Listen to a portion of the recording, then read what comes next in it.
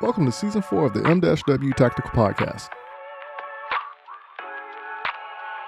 Sit back and enjoy the conversations of Rockstar Berst and myself, Michael Woodland, as we discuss the sport of shooting, goals, training, community matters, and everyday life. You are listening to the M-W Tactical Podcast. What's up, good people? It's Michael Woodland from M-W Tactical, and I've been getting the emails. I've been talking to people at competitions. People have been calling me, bring the podcast back. So I thought everybody would be happy to see me and talk to me, but I guess everybody just wants to hear the podcast. So we are back with Season 4 of the M-W Tactical Podcast.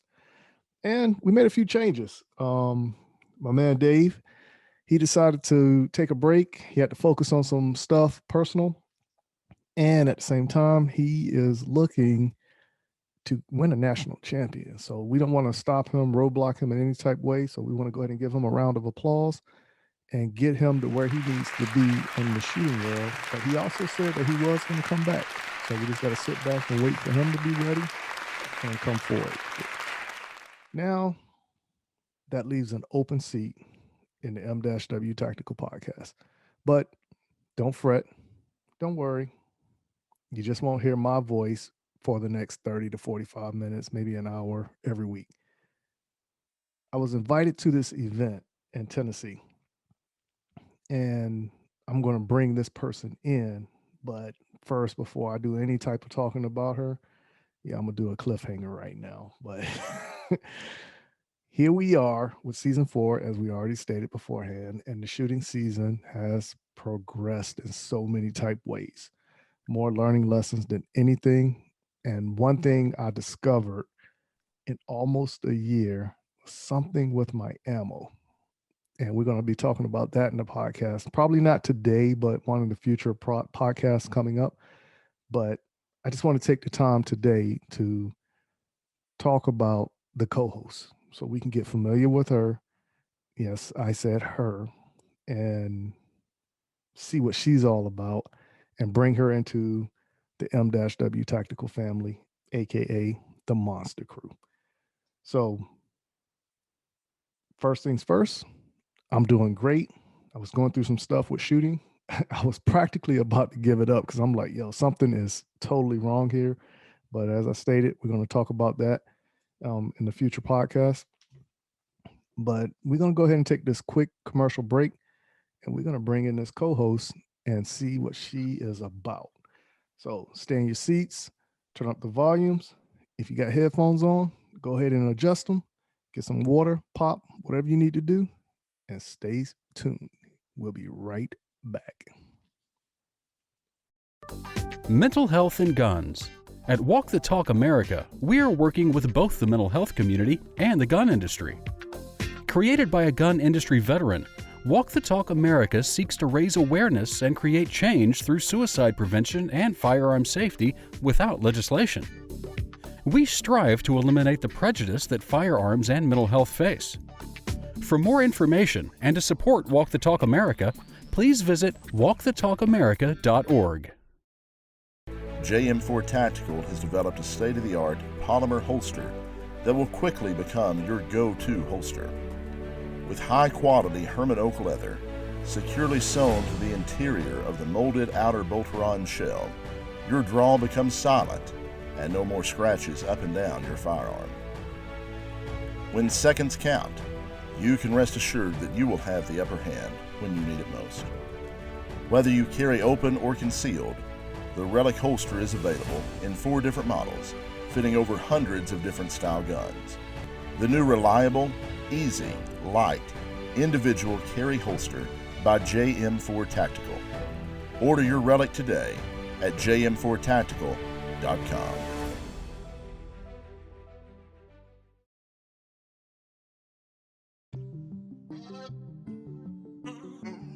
What's up, good people? Thank you for taking the time and listening to the M-W Tactical Podcast. Please go visit the M-W Tactical store at www.m-wtactical.com/store and help support our efforts by purchasing a shirt or two. If you haven't done so, go follow us on Instagram and Facebook by searching for M-W Tactical.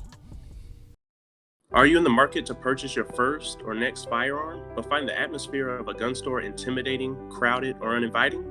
There's a way for you to purchase the gun you want while avoiding the crowds, the gruff salesmen, and the marked up prices that come with a brick and mortar gun store. The process is called a transfer, where the purchase is made at an online store and sent to a federally licensed middleman called an FFL, who processes the paperwork and background check for a firearm purchase. CAE Transfers is the FFL with the lowest transfer cost in the Midlands at only $20 or $15 with the presentation of a South Carolina concealed weapons permit and $10 for repeat customers. If you live in Columbia, South Carolina or its surrounding areas, choose CAE Transfers as your FFL during checkout and let me help you complete your online gun purchase.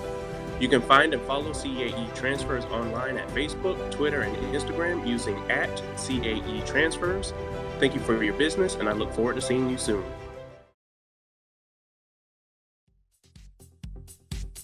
I'm Jason Pratt, Masterclass USPSA shooter, owner of Brass Monkey Bullets. If you're interested in competition bullets, visit www.brassmonkeybulletsllc.com or call me at 423-967-1063. For more information, my email is brassmonkeybulletsllc@gmail.com. Thank you.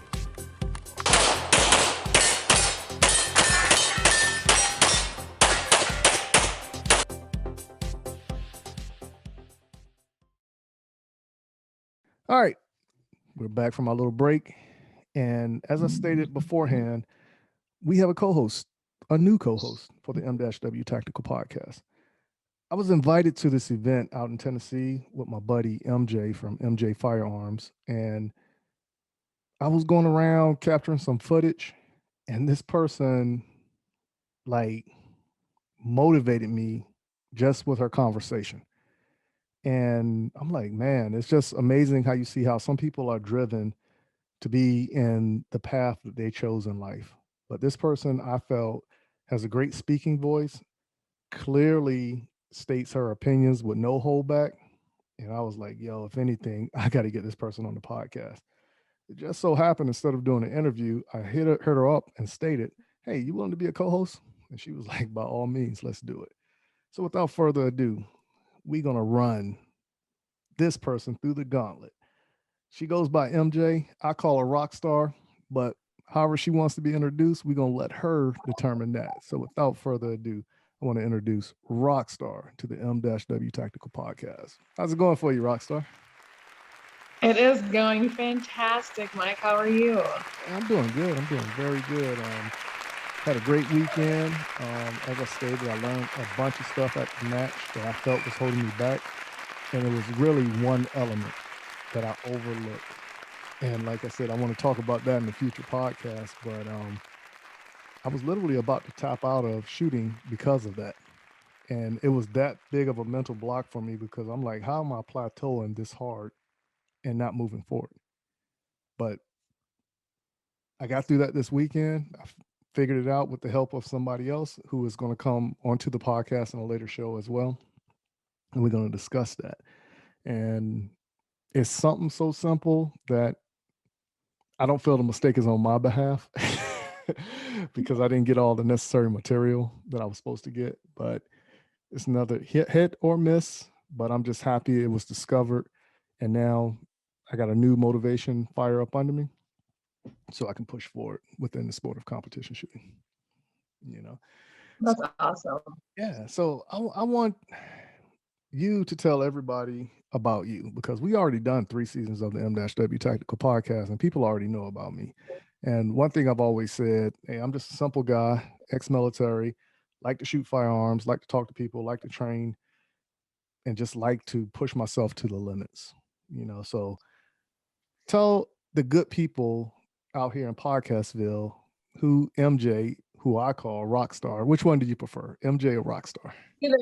Either one. I mean, you can find me on social media at Rockstar Berst, but my name is MJ. But you can call me either.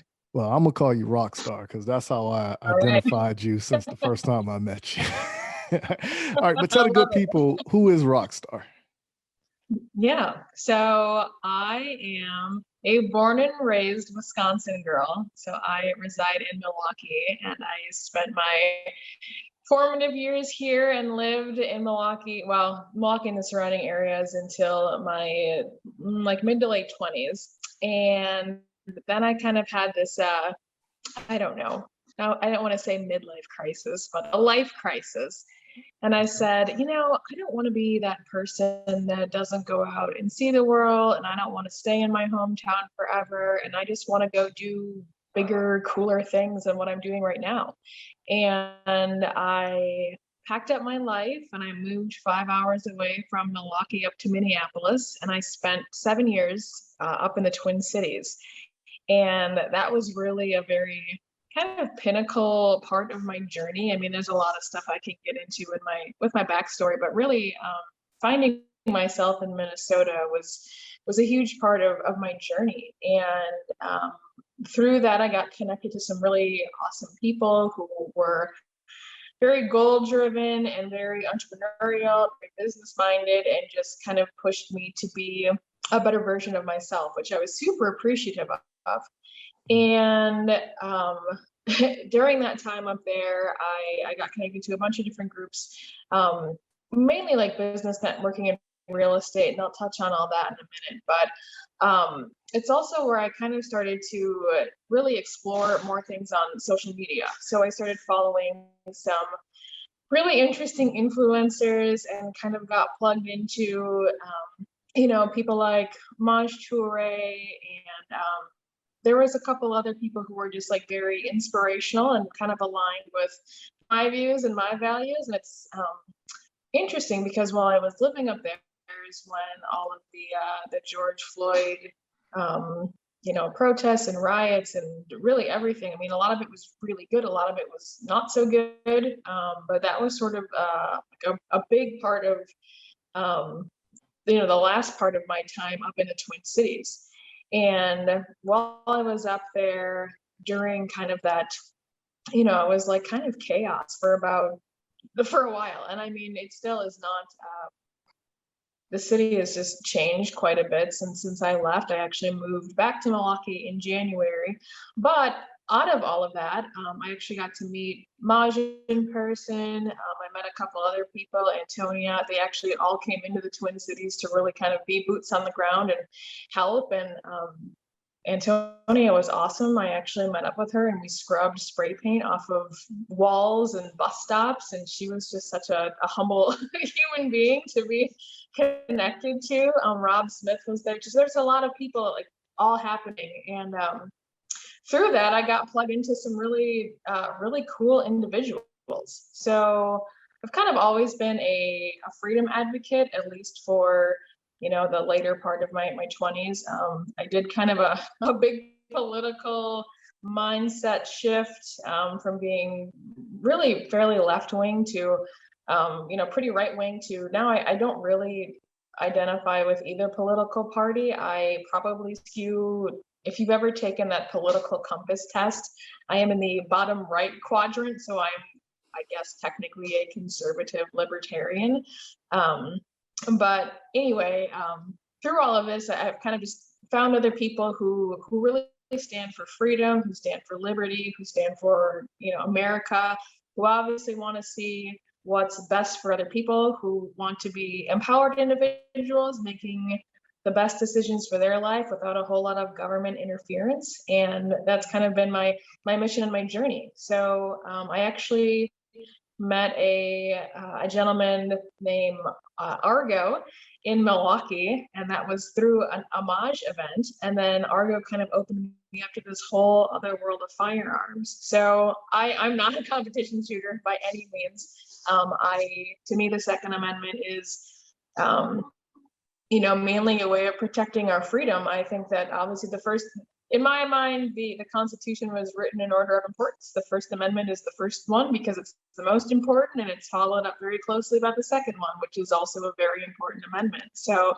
really sort of wrapping my mind around what freedom means to me, what it looks like in America, what it looks like now from versus what it looked like when the country started, and trying to preserve as much of that freedom as we have. And as you know, every day people are trying to chip away at, at our livelihoods, at our individual rights, at, this country and what it was founded on. So I guess I'm trying to fight the good fight in a couple different ways, and just continue to talk about freedom, to call out corruption where I see it, to question narratives, and to just surround myself with good people who kind of align with how I see the world. I totally agree with that. And thank you for that introduction and telling people a little bit about yourself. Like I said, once you dive more into your story, it's very interesting. So I want to pull out all the stuff like we was talking about when we was in Tennessee, because I think it will intrigue a lot of people, especially from the perspective as you was telling me when we was in Tennessee. Yeah. Let me ask you this question. Since you had brought forth the Freedom Front, I'm a firm believer in all great nations only had a rule from maybe 200 to 400 years. And at the end of that time, you always see that civilization fall apart. And I think that's what's about to happen to us right now. And I'm hoping I'm wrong.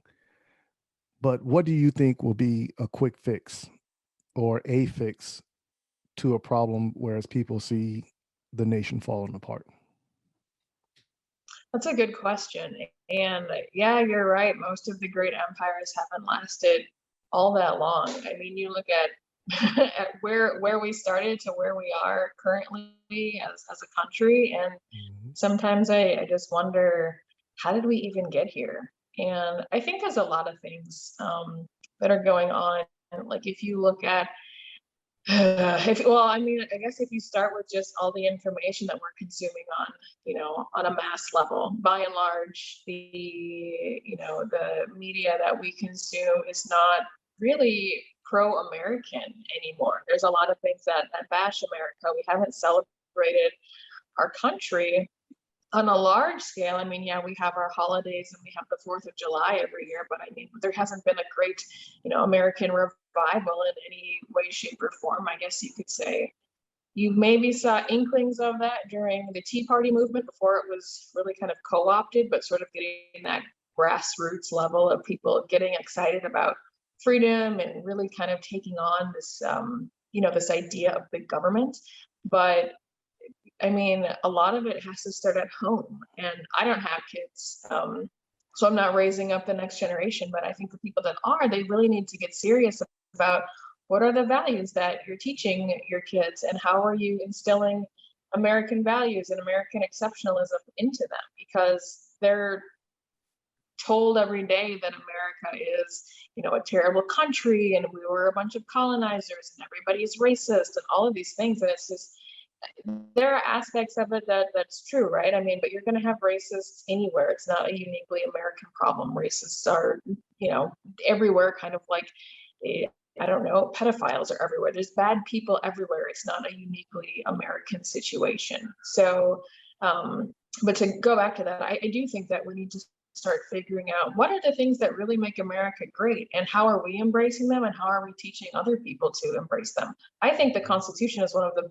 most amazing documents ever written by anybody, how it lays out our amendments and our rights, and that our rights don't come from government, they come from a divine creator who was bigger than us. And one of my theories is that when you start to take away this idea of God or a higher power, what's the next biggest thing in line? Well, it's the government, right? Like, what's the next big omnipotent being that can take control of your life? It's going to be Uncle Sam. So as we kind of veer away from these, I guess, Christian values, or just this idea that there is a God above us, it makes sense to me that government falls next in line. And we see that constantly. People are always looking for government to step in and save them, or for a handout. And the people who are, you don't want to say still mooching, but the people who are still mooching off of unemployment from the COVID situation, right? Like, there's a lot of people who just aren't working because they're getting a check from the government and they don't have to go to work. So there's a lot of different things happening, I guess, but I think really embracing the good things that America does have to offer, and it is the land of opportunity. In my opinion, America's been really good to me. And I think by and large, we don't even realize how good we have it. So just there's a lot of disdain, and I think, I don't know, I guess just like a misguided notion about what America really is. But for me and for other people who love America, we need to really start speaking up and speaking out and talking about the good things that America does have and does do, and continue to kind of rebuild that faith in our country. I'm with you on that one. I'm with you on that one. Now, well, let me put it like this. You had a moment when one of your videos went viral. And I remember seeing that video, and then when you was talking about it, and then me and Kevin was talking about it, and then I pulled it back up again, and I was like, oh, snap, that was her. I didn't even realize that, you know? And then he was like, yeah, that was her right there. So I wanted you to elaborate on that moment, because I don't think you was looking for anything to happen. I think you was just trying to capture, hey, look, this is what is going on in my area. This is what we're dealing with. The news is not being honest with you. So this is what's really happening. Form your own opinion. But I want you to talk about it from your eyes, your thoughts in that moment, how you remember it. Yeah. So last summer, so after after everything that happened with George Floyd kind of went down, the city was just in chaos. I mean, for a good week, between the National Guard coming in and not doing anything, to buildings being burned down, to like the post office. I lived, I don't know, like 5 or 6 blocks from the police station that burned down, and the Target that was in my neighborhood was completely destroyed and looted. It actually reopened right before I moved back to Wisconsin, but it was out of commission for months. And a lot of Lake Street, I lived off of East Lake Street, so 33rd and East Lake, which is a little closer to the St. Paul side. But I mean, it was right where all the action was. My street was barricaded off.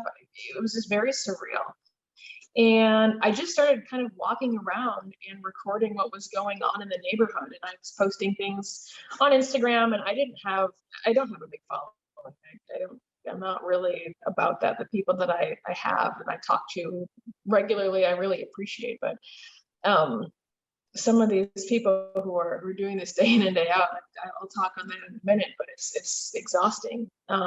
So I was walking just around my neighborhood, and I was just kind of showing, hey, this is the Walgreens that was burned out. Hey, this is the Target that has been totally just decimated on the inside. And the sprinklers were going off, like, in the water, the water was pouring out of the ceiling, and the shelves were empty. It was just it was crazy. I still have some of that stuff posted on my Instagram page under, like, I think it's like MSP riots or something. It's what it's titled, but it's just me walking around the neighborhood, and I took photos of the National Guard, and I just took photos of the damage. And there was just a lot that when I would read what was going on in papers, or when I would see news clips, online of just like what was circulating, I was like, this is not what's happening. It was a much different narrative when I was living it versus what was being shown on the TV screen. So I forget who picked up my video. I don't know which influencer found it or what hashtag I used, but it went like mega viral, and I got like 8,000 views in, I don't know, like 24 hours, and it just kept going for a couple of days. And I tried to respond to people. I was just getting blown up with messages, and people being like, oh my gosh, are you okay? Or how can I help? Or wow, I had no idea that's what was really going on there. Which showed me that, like, one, I don't want to be an influencer, because I was completely overwhelmed with all the messages that I was getting. Right. It was nice that all these people were reaching out and, like, genuinely concerned about my well-being, the city, just all of those things. That was really cool. But I'm one of those kind of people that if you send me a message, I want to reply to it. I want to respond and acknowledge that you sent me something. So it was just kind of overwhelming because my inbox had just exploded. But it showed me like, this is a whole different media tool than what we've had access to in the past. Yeah.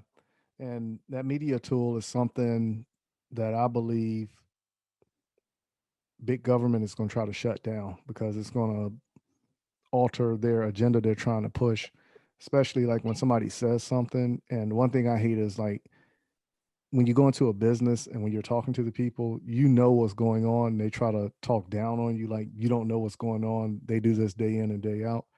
And I almost feel like that's how big government is almost handling certain situations. Like, oh, you don't know, we know, just do what we say.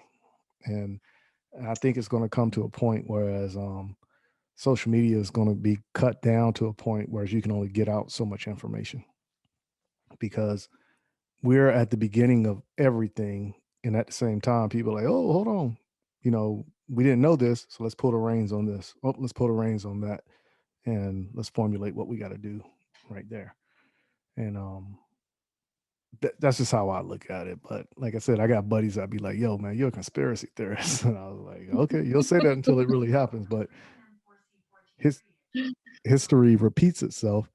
And that's what's taking place right now. Yeah. So let me ask you, what is it about your mission that drives you? So I guess a couple things. So my big thing before I ever got into all of this other freedom stuff was financial freedom. And one of my, I guess, I'm a Christian. I try to follow the Bible. I fail epically all the time, but it's also been a very good tool for me to just sort of learn different tips and tricks and how to manage my life. And one thing that was always interesting to me is that the Bible mentions money a ton, like hundreds of times it shows up in the Bible. And which is interesting because you think, like, why would they talk about this so much unless it was important? Well, it probably is important. And one of my favorite books in the Bible, I don't know if you're supposed to have favorite books. I feel like that's sacrilegious, but one of my favorite books is Proverbs. And it talks about this verse. It says, the borrower is slave to the lender. And I just think about how straddled so many people are with debt. And how can you really be a free individual if you are literally shackled with a banknote on your house and your car and your education and all of these things that you have paid thousands of dollars for, that you are now beholden to a banking system, right? Like that's not a way to live as a free individual. So when I was 27 or 28, I was working this job, and it was, a fancy corporate job, and I was making good money and, just doing all the things. And I went on a vacation with one of my girlfriends, and we went to Portugal and had a really good time. And I spent a lot of money, things that I didn't need to. And then I came back from my vacation and I got laid off from my job. And for the first time, I was like, oh, I don't have a plan. Like, I don't know what to do now, and where do I go from here? And I kind of panicked, and I had money in savings, but that went fairly quickly before I ended up finding a new job, and put a bunch of stuff on credit cards, and was like, this is not like a responsible way to live my life. Like, there's got to be a better way. And about that time is when I stumbled onto Dave Ramsey, which I always feel like it's like divine timing, right? Like, you go through this thing, you realize that you have a deficit in your life, and then all of a sudden this tool pops up to help you, become a better person and kind of fill that void.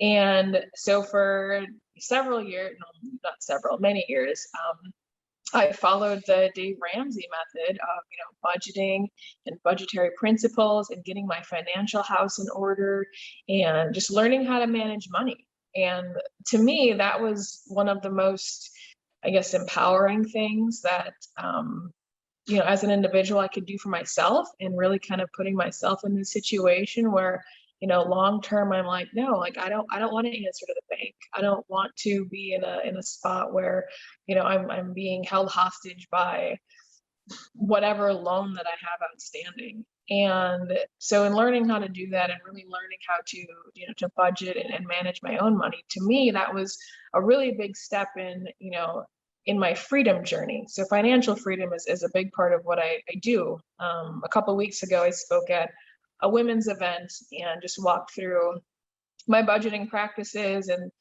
gave out some worksheets and spoke very openly. I'm very open about money.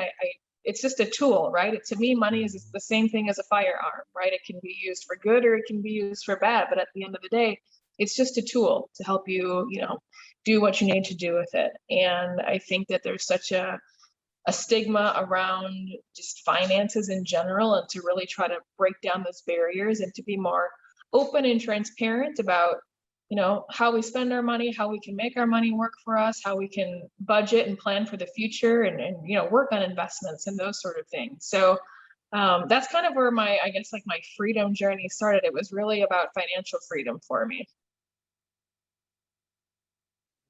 Okay, yeah, that makes sense. But I like how you like tied it into everything else you do in life, because money is the driving force for everything we have to do in life. But I'm also a firm believer in, and this goes back to one of my conspiracy theories thoughts, but it's actually based on the true appeal on how the government was formed and the money making process and everything. So that's a deeper conversation that we don't have time to talk about on the show. I'm sure we can talk about 1913 and the formation of the Federal Reserve on a future podcast. Oh yeah, I'm willing to do it. I'm willing to tackle it. So now let me ask you this one. When did you discover your passion for activism work and firearms? Yeah. Because a lot of times the two don't go together. So when did you discover that you had a passion for both of them? Yeah, so I think I've always been a pretty outspoken individual. For better or worse, I don't have a great filter. I've definitely honed it in over the years, and I always say, I'm like, I could never run for office, because if you go back far enough on all the social medias, I've said some very not so nice things to people on the internet. So I've just always kind of been blunt and brutally honest, and will call people out for just being idiots. I just don't have like the time or the patience for people not thinking critically. So it's funny because a couple of people have said, when did you get interested in activism? And like, I don't consider myself an activist, even though what I'm doing is, technically a form of activism, right? Getting out there and teaching other people about freedom, about firearms, things like that.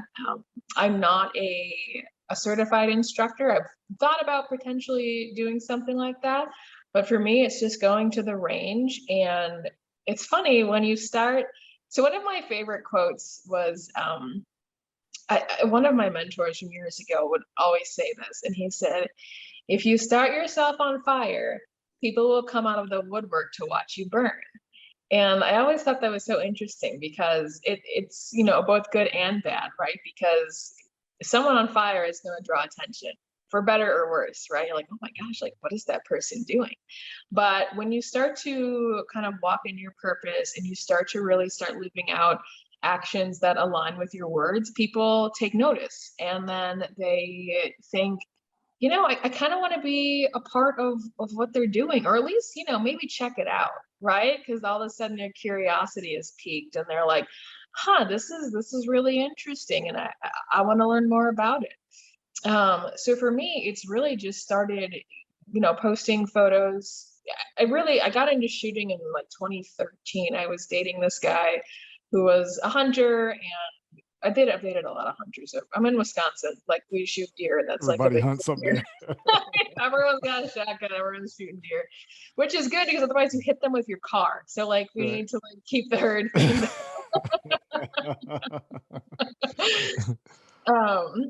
but yeah, and like that's really the first. I had shot, a couple of shotguns in high school and stuff like that, and BB guns and things like that. But it wasn't really until 2013 that I had shot, my first handgun, and I was like, oh, pistols, like this is different. What is this about? And he was a very good trainer and teacher. He was very patient, and he was, an avid hunter, so very comfortable around firearms. And yeah, and then I really kind of didn't stay super plugged into it until probably about 3 or 4 years ago. And it was just sort of this thing that I just kept getting exposed to. And people would ask me, hey, do you want to go to the range? Hey, do you want to, do you want to come shooting with me? Hey, we're, going to go shoot sporting clays. Would you be interested in coming along? And it just sort of kept escalating, I guess, through that. And then I started to post stuff on social media, or I would, send photos to my friends, and they would say, hey, like this is actually pretty cool. Would you mind taking me next time you go to the range? Or could you introduce me to someone who can, teach me how to handle a pistol? Or how do I sign up for hunter safety? It's this stuff like that, right? And then all of a sudden people sort of see you as this this gun go-to person. Yeah. The gun person. Yeah, that's how I'm labeled around Columbia when people recognize me. They'd be like, hey, you're that gun guy. I was like, yeah, that's me. What can you really say? Like, they don't remember your name right off the bat, but they and what you're associated with. So I get that. I get that. So let me ask you this last question before we go to our next commercial break. And then when we come back after that commercial break, the session I like to call rapid fire. And I'm still determining if we're going to tally points, because I don't drink. So we're not in the same room. So you can't do push-ups or anything like that, or shoot bullets at the range or something. So just got to figure out a tallying system for that. And I think I'll have something figured out by the next 2 or 3 shows. But all right. So first, let me ask you, how can people find you? Like on your social media, Facebook, Instagram, YouTube, Twitter, whatever you want to put out there. Yeah, for sure. So I don't tweet because it's my least favorite platform. I think Twitter it's a cesspool. I think I have a few tweets out there, but I creep once in a while. But every time I go on Twitter, I'm like, this is a dumpster fire. And now I remember why I don't go on Twitter. Okay. But I'm very active on Instagram, and I don't post a lot of posts, but I post a lot of stories, and you'll really kind of get a feel and flavor for kind of what I stand for and really what I'm passionate about on my stories. It's a mix of the world ending and humor and, inspirational stuff, Bible verses, things like that. But mainly how you take on big government and just the lies that are constantly being told to us. So that is my handle is at Rockstar Berst, and my last name is Berst. And you can find me on LinkedIn and Facebook under that same name, MJ. It's capital M, capital J, Berst. And I do have a YouTube channel. If you search for the Everyday Rockstar, that's my channel. It only has a few videos on it. I've got big dreams and big visions for it, but I haven't done a whole lot with it yet. It's probably 4 or 5 episodes up. And I also have a Telegram channel, same name, the Everyday Rock. I think it's the Everyday Rockstars. The link to it's in my bio on Instagram, so you can find my Telegram channel on there. But I post a lot of the stuff that I can't post on Instagram, and there's no, I shouldn't say there's no filters on Telegram, but it's far less censored than some of these other platforms. So as things get more and more intense in the censorship department, I'll probably be using that more. There was some news today that was kind of disturbing about YouTube's new guidelines. So yeah, I'm sure. Yeah, so that's a whole thing. So I'm sure I'll be posting even more about that on my Telegram channel. So yeah. Okay.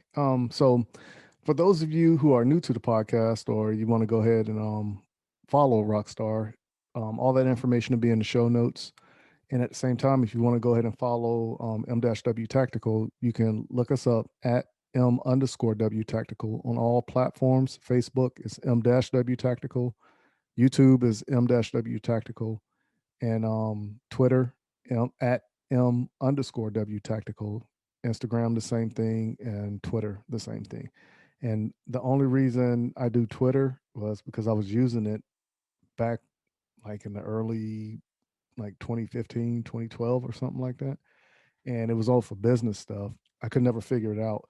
So now I only use Twitter to post stuff about my shooting competition and anything I put out. And at the same time, I go on there and start trolling people on that TV show Big Brother. So, try to make it fun. I try to make it fun. All right, so let's go and take a quick commercial break. And when we come back, we're gonna do this next segment. I came up with called Quickfire.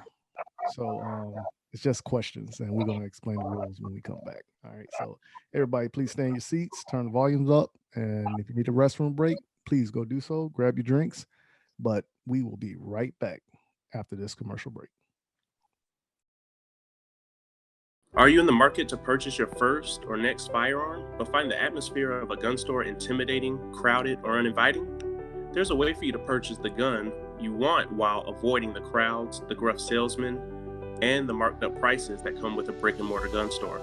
The process is called a transfer, where the purchase is made in an online store and sent to a federally licensed middleman called an FFL, who processes the paperwork and background check for a firearm purchase. CAE Transfers is the FFL with the lowest transfer cost in the Midlands at only $20 or $15 with the presentation of a South Carolina concealed weapons permit and $10 for repeat customers. If you live in Columbia, South Carolina or its surrounding areas, choose CAE Transfers as your FFL during checkout and let me help you complete your online gun purchase. You can find and follow CAE Transfers online at Facebook, Twitter, and Instagram using @CAE Transfers. Thank you for your business, and I look forward to seeing you soon. Mental health and guns. At Walk the Talk America, we are working with both the mental health community and the gun industry. Created by a gun industry veteran, Walk the Talk America seeks to raise awareness and create change through suicide prevention and firearm safety without legislation. We strive to eliminate the prejudice that firearms and mental health face. For more information and to support Walk the Talk America, please visit walkthetalkamerica.org. Hey, this is Brian Conley at Hunters HD Gold. If you've never tried Hunters HD Gold, then I challenge you to find me at a match next year. Go to the website under scheduled events, find out where I'm going to be. Come meet me in person and demo a pair for yourself. Find out why shooters across the United States are changing to Hunters HD Gold to get 43% more light to their eyes, better contrast, eyes that are not fatigued at the end of the day based on the colors that we use, and find out the real meaning of why they change so you don't have to. So check us out on our website, huntershdgold.com, and I look forward to seeing you at the range soon. JM4 Tactical has developed a state-of-the-art polymer holster that will quickly become your go-to holster. With high-quality Herman oak leather securely sewn to the interior of the molded outer bolt-ron shell, your draw becomes silent and no more scratches up and down your firearm. When seconds count, you can rest assured that you will have the upper hand when you need it most. Whether you carry open or concealed, the Relic holster is available in 4 different models, fitting over hundreds of different style guns. The new reliable, easy, light, individual carry holster by JM4 Tactical. Order your Relic today at jm4tactical.com.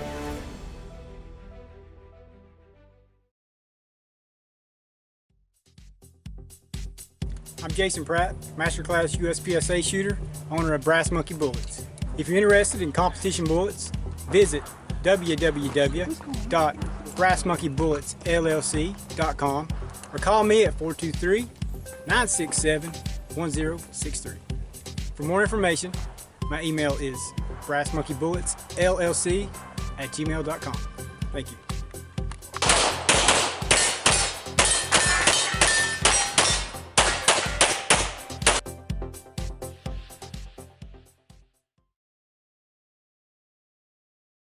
All right, good people, we're back at it again. And this new segment, I need to come up with an intro for this instead of just talking it in. I need to throw some cool music into it and sound effects and everything. I'll figure out all that stuff. But this segment is called Quickfire. So there's no long answers. It's either one or the other. But if you say both, there's going to be some form of a penalty, and we just need to figure out what that penalty is. So you're the prototype of this subject, and later on in the future, we can come up with how we're going to direct this and everything like that. So we can just kind of give a rundown of what's to come. How about that? Perfect. All right, so here we go. Short answers, okay? Who's your favorite celebrity shooter? You. Hey, I appreciate that, but I wasn't looking for that answer. I was just looking for honesty, but I do appreciate that. All right, so now let's go to the next question. Now let's say, like, if you happen to say both or you're torn or whatever, you have to give your reason why you say both or you're torn between the two. That's the only explanation to this game, okay? Okay. All right. So handgun or AR? AR. Okay. Full size or compact? Full size. Tactical training or competition? Tactical. Okay. One in the chamber or not? None. Now let me ask you that one. I have to ask that one. Why you say none? I don't know. I just feel like, I guess because so much of my training has been safety focused, and just having that, you know, I don't know how to like put that into words, but just I guess for me it's like I have more control that way if I always know that the chamber is clear and I'm putting it around, then it's good. I know what's going on versus forgetting that one is in there or hoping that I have one in there. Whereas like if I control the process, I'm kind of a control freak. So I got you. So now we're gonna come back to the conversation probably the next show. Okay. Okay. We're gonna come back to that one. So that's pretty interesting that you said that. All right. If you don't know any of these organizations, just say you don't know, and then we'll reword it where it makes sense to you.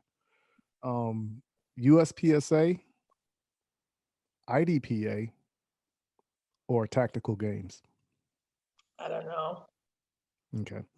So, all right, so let me change that question up. I'll come back to that one. Iron sights or red dot? Red dot.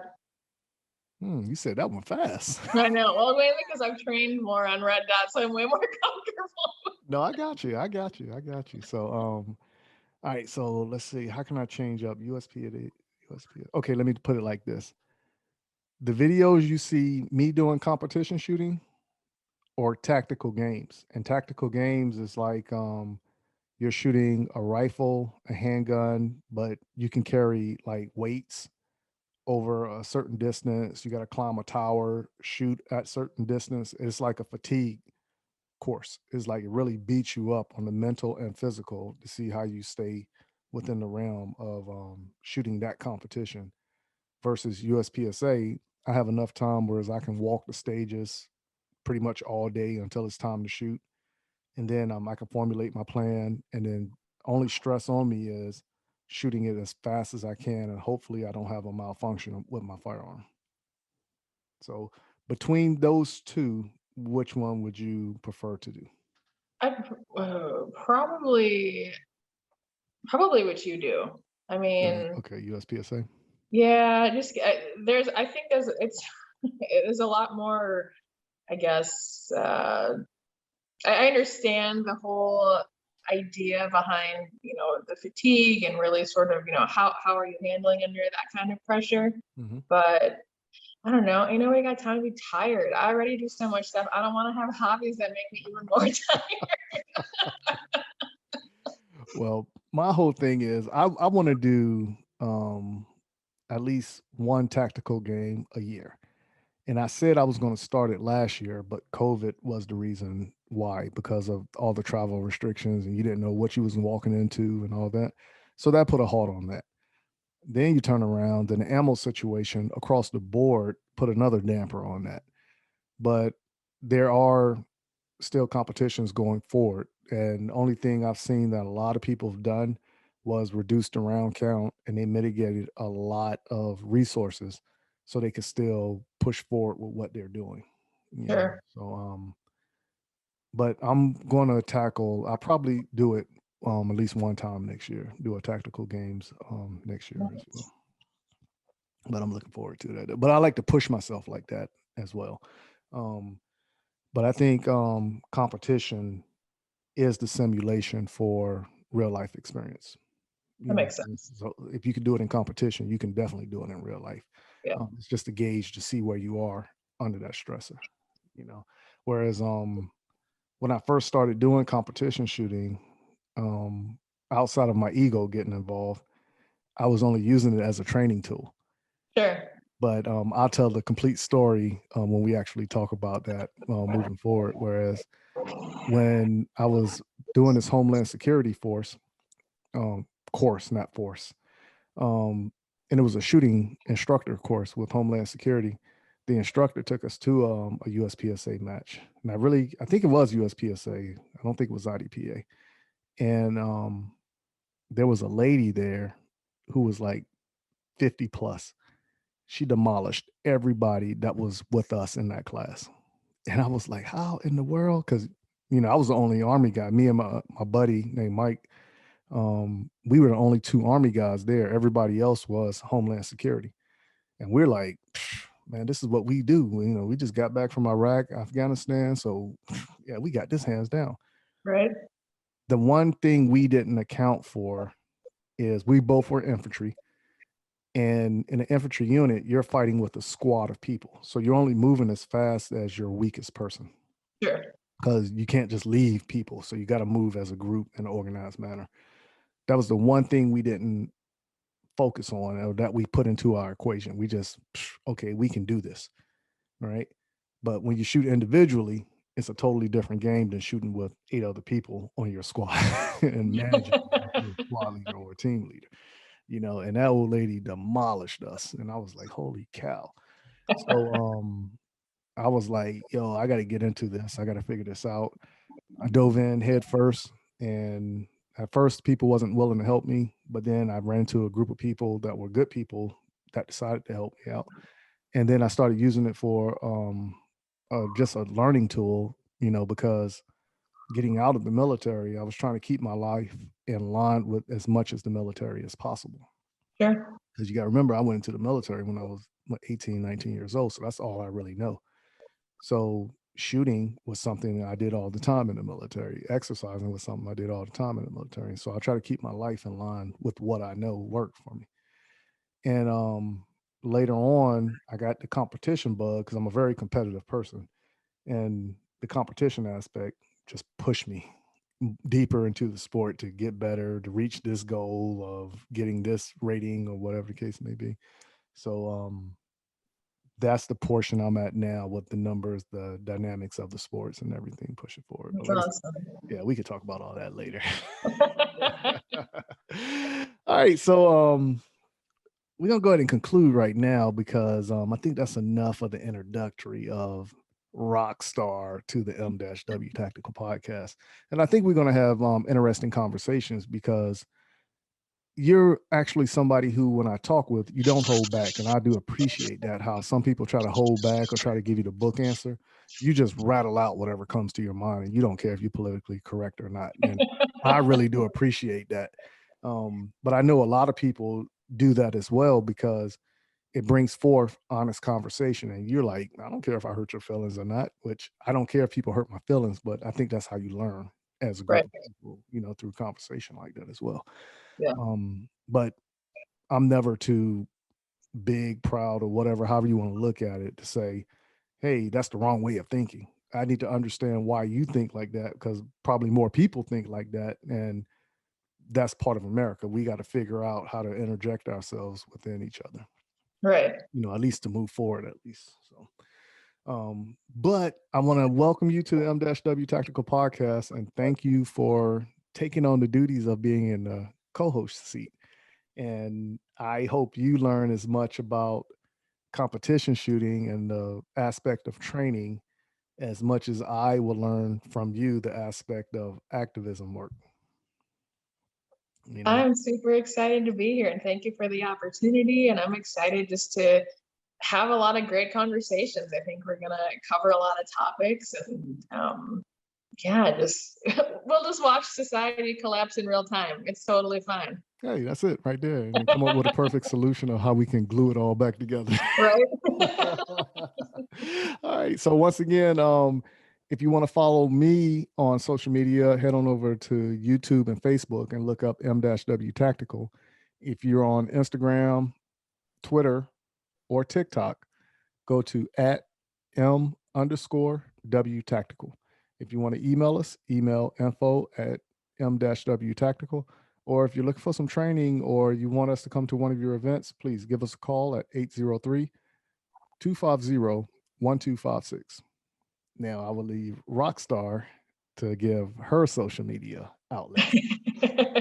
Yeah, so again, I'm most active on Instagram, and you can really find me on there. The most, it's at Rockstar BERST, Rockstar Berst, and that will, if you connect with me on there, I can connect you to all my other social channels, or just look me up. You can find me on Facebook and LinkedIn under MJ Berst. I have a website out there, mjberst.com. It's all my real job as a marketer. So, I mean, if you ever need marketing stuff, you can pick my brain on that too. But yeah, I look forward to connecting with people on all the socials. All right, that's it right there. So everybody go flood her Instagram and LinkedIn so it will shut down. So they got to restart it up to get everything regenerated. So once again, thank you for coming on to the M-W Tactical Podcast, and I'm looking forward to next week's conversation. For everybody else, go ahead and catch up on season 3 if you haven't. This is season 4, the first episode. And until next week, keep shooting, keep practicing, and have fun. Y'all be safe out there. Are you in the market to purchase your first or next firearm, but find the atmosphere of a gun store intimidating, crowded, or uninviting? There's a way for you to purchase the gun you want while avoiding the crowds, the gruff salesmen, and the marked up prices that come with a brick and mortar gun store. The process is called a transfer, where the purchase is made at an online store and sent to a federally licensed middleman called an FFL, who processes the paperwork and background check for a firearm purchase. CAE Transfers is the FFL with the lowest transfer cost in the Midlands at only $20 or $15 with the presentation of a South Carolina concealed weapons permit and $10 for repeat customers. If you live in Columbia, South Carolina or its surrounding areas, choose CAE Transfers as your FFL during checkout and let me help you complete your online gun purchase. You can find and follow CAE Transfers online at Facebook, Twitter, and Instagram using @CAE Transfers. Thank you for your business, and I look forward to seeing you soon. Hey, this is Brian Conley at Hunters HD Gold. If you've never tried Hunters HD Gold, then I challenge you to find me at a match next year. Go to the website under scheduled events, find out where I'm going to be. Come meet me in person and demo a pair for yourself. Find out why shooters across the United States are changing to Hunters HD Gold to get 43% more light to their eyes, better contrast, eyes that are not fatigued at the end of the day based on the colors that we use, and find out the real meaning of why they change so you don't have to. So check us out on our website, huntershdgold.com, and I look forward to seeing you at the range soon. JM4 Tactical has developed a state-of-the-art polymer holster that will quickly become your go-to holster. With high-quality Herman oak leather securely sewn to the interior of the molded outer bolt-on shell, your draw becomes silent and no more scratches up and down your firearm. When seconds count, you can rest assured that you will have the upper hand when you need it most. Whether you carry open or concealed, the Relic holster is available in 4 different models, fitting over hundreds of different style guns. The new reliable, easy, light, individual carry holster by JM4 Tactical. Order your Relic today at jm4tactical.com.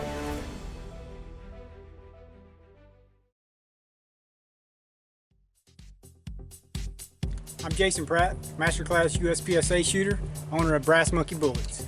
If you're interested in competition bullets, visit www.brassmonkeybulletsllc.com or call me at 423-967-1063. For more information, my email is brassmonkeybulletsllc@gmail.com. Thank you.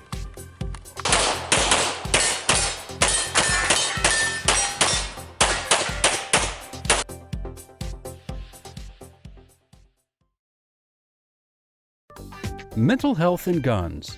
At Walk the Talk America, we are working with both the mental health community and the gun industry. Created by a gun industry veteran, Walk the Talk America seeks to raise awareness and create change through suicide prevention and firearm safety without legislation. We strive to eliminate the prejudice that firearms and mental health face. For more information and to support Walk the Talk America, please visit walkthetalkamerica.org. Thank you for taking the time to hang out with us on the M-W Tactical Podcast. Remember, a new podcast comes out every Tuesday. If you can't wait for Tuesday, go listen to past episodes to catch up on what you missed. Make sure you visit www.m-wtactical.com and see what all is offered on the site, where you can even purchase M-W Tactical apparel. But please, go to our Facebook and Instagram page and follow us on our journey in the sport of competition shooting in the realm of the 2A community. Until next week, keep shooting, keep practicing, and have fun.